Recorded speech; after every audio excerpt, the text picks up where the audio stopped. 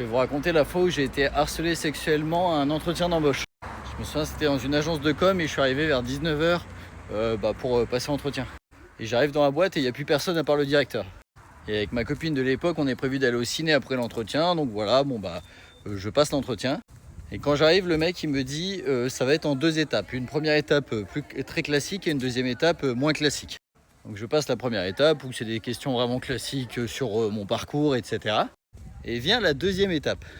Et là, le mec il se met à ouvrir un frigo qui était dans son bureau et à sortir une bouteille de vodka. Et il la pose sur la table et il fait voilà, je suis russe, on va faire un jeu tous les deux. Il fait voilà, je vais te poser des questions et t'as le droit de me dire la vérité ou de mentir, c'est comme tu veux. On se pose une question l'un après l'autre. Et quand on est d'accord sur la réponse de l'autre, on boit un verre de vodka ensemble. Donc bon, moi j'aime pas trop la vodka, mais bon, je me suis dit bon, allez, pourquoi pas, allez, vas-y, on joue le jeu. Du coup, il me pose une première question en me disant ouais, t'as passé un bon entretien, à ton avis? Donc je réponds oui. Et là, il se lève et il dit on va boire de la vodka, un shot de vodka, mais à la manière russe. Et en clair, il s'approche de moi, il verse la vodka, il s'approche de moi et on doit le boire comme ça, vous savez, les mains comme ça, enroulées l'un de l'autre, et il me tenait par la taille.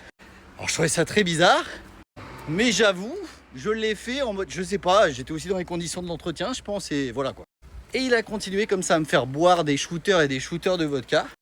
Ma copine, pour ce temps-là de l'époque, elle m'appelait parce qu'elle voulait aller au ciné, elle savait pas ce que je devenais. Et après, il a commencé à me poser des questions bizarres, du genre c'est quoi l'endroit insolite où t'as fait l'amour, tu vois. Alors moi, vu qu'il a dit que j'ai le droit de mentir, je lui mentais, tu vois.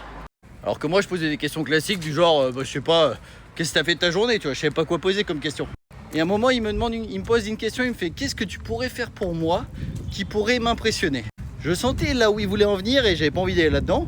Donc moi, je lui ai répondu faire un petit sketch d'impro, tu vois, vu que je faisais de l'impro depuis 10 ans.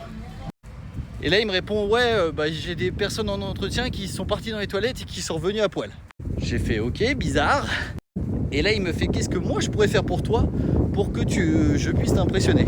Alors moi j'ai dû lui dire un truc bateau et là il me répond tu sais, tu m'aurais demandé de me foutre à poil sur la table, je l'aurais fait. Savoir que le mec avait une 50aine voire une 60aine d'années. Bref, je suis complètement bourré, ma copine elle m'appelle au téléphone, elle me dit t'es où? Je lui réponds complètement bourré en disant j'arrive.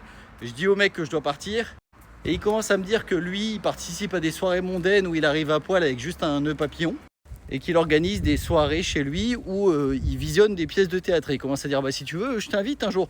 Alors moi, vu que j'avais compris que c'était un peu bizarre, je lui disais oui, mais dans ma tête, je pensais non. Et il m'a fait, la seule condition, c'est que si tu viens chez moi voir la pièce de théâtre, on est à poil. Je lui ai fait, ouais, bien sûr, je vais venir, ouais. Et je suis parti. Et c'est marrant parce que j'ai raconté cette anecdote ensuite à mes collègues de boulot où je travaillais à l'époque. Et direct, ils m'ont sorti le nom de cette personne en me disant, ouais, j'ai une copine qui a passé un entretien chez lui. Et il s'est passé à peu près la même chose. Faut savoir qu'il me disait aussi qu'une fois par mois, dans cette agence, ils étaient tous à poil et ils travaillaient à poil. Bon, d'après ce que j'ai compris, il y avait une fille qui travaillait là-bas et que des mecs.